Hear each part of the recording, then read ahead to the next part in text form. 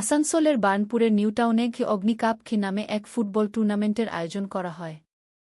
স্থানীয় যুবকদের নিয়ে তৈরি টাউন ওয়ারিস আসানসোল দক্ষিণের বিধায়ক তথা রাজ্যের পুর ও নগরোন্নয়ন মন্ত্রী অগ্নিমিত্রা পালের নামে নামকরণ করা এই টুর্নামেন্টের আয়োজন করেছে। মন্ত্রী রবিবার মাঠে গিয়ে এই টুর্নামেন্টের উদ্বোধন করেন। তিনি খেলোয়াড়দের সঙ্গে করমর্দন করার এবং নিজে একটি ফুটবল কিক মারেন। পরে মন্ত্রী বলেন, এই নিউটাউন এলাকা যেখানে আমি জন্মগ্রহণ করেছিলাম। ছোটবেলায় আমি নিউটাউনের ২ নম্বর মাঠে যেতাম, কিন্তু ফুটবল খেলতে পারতাম না। আমি আনন্দিত যে এদিন আমার নামে একটি ফুটবল টুর্নামেন্টের আয়োজন করা হয়েছে, যে টুর্নামেন্ট ১৬টি দল অংশগ্রহণ করছে। তবে আমার নামে করতে মানা করেছিলাম, কিন্তু এরা শোনেনি।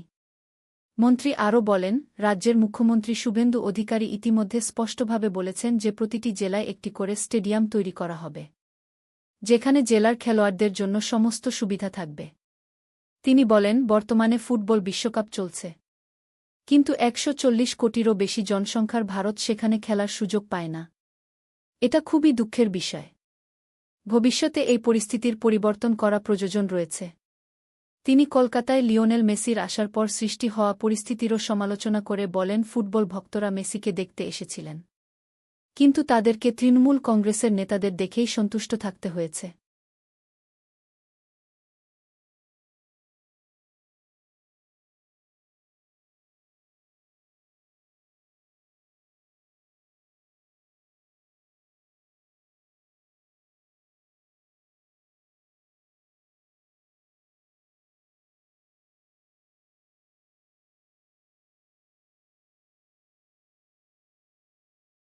বিধানসভাতেই আপনার নামে এক ফুটবল কাপ শুরু হলো, এটা নিয়ে কি বলবেন?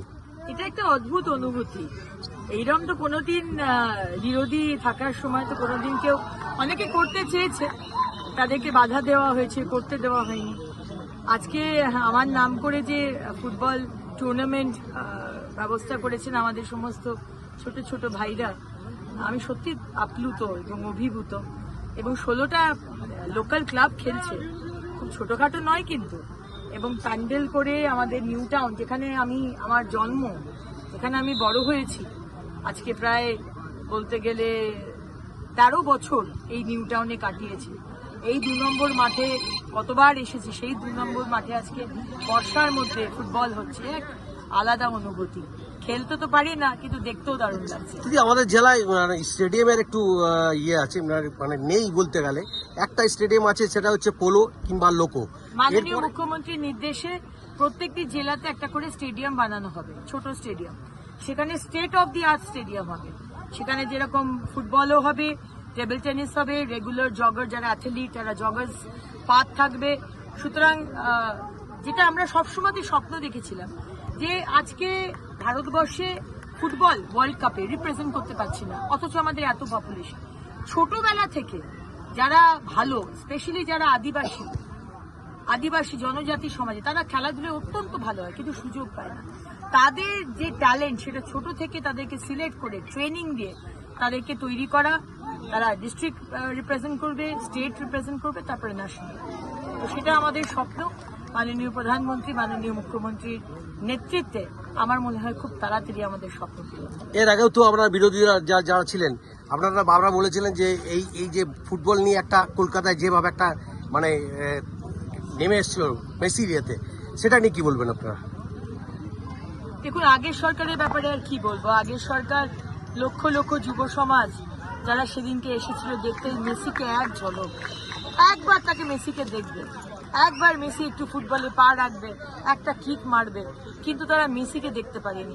তারা শুধু আমাদের অরূপ, যে আমাদের বিদ্যুৎ মন্ত্রী অরূপ বিশ্বাস আর স্বরূপ বিশ্বাস, তাদের শুধু ভুঁড়ি দেখতে পেয়েছিল। অরূপ বিশ্বাস তার ভুঁড়ি দেখিয়েছে আর তার পরিবারের লোককে দেখিয়েছিল। অরূপ বিশ্বাস মেসির কাঁধে হাত দেওয়ার তার বোধহয় অধিকার মনে করেছিলেন, যেহেতু তিনি স্পোর্টস মিনিস্টার ছিলেন। মেসি যে ফুটবলের ভগবান, তার কাঁধে হাত দিয়ে সেলফি তুলছেন, মেসির পেটে হাত দিয়ে সেলফি তুলছেন। উনি বোধহয় ভুল করছিলেন। ওনার পাড়ার ওই নন্টে ফন্টে মেসি নয়, যে আপনি ওকে ধরে কাঁধে হাত দিয়ে সেলফি তুলবেন। আর লক্ষ লক্ষ যুব সমাজের যে স্বপ্ন ছিল, সেটা সেদিনকে ভেঙে গেল। মেসি এবং মেসির ম্যানেজার রেগে তারা চলে গেল। এর পানিশমেন্ট টিএমসি পাবে, বিশ্বাস ব্রাদার্সও পাবে। Thank you.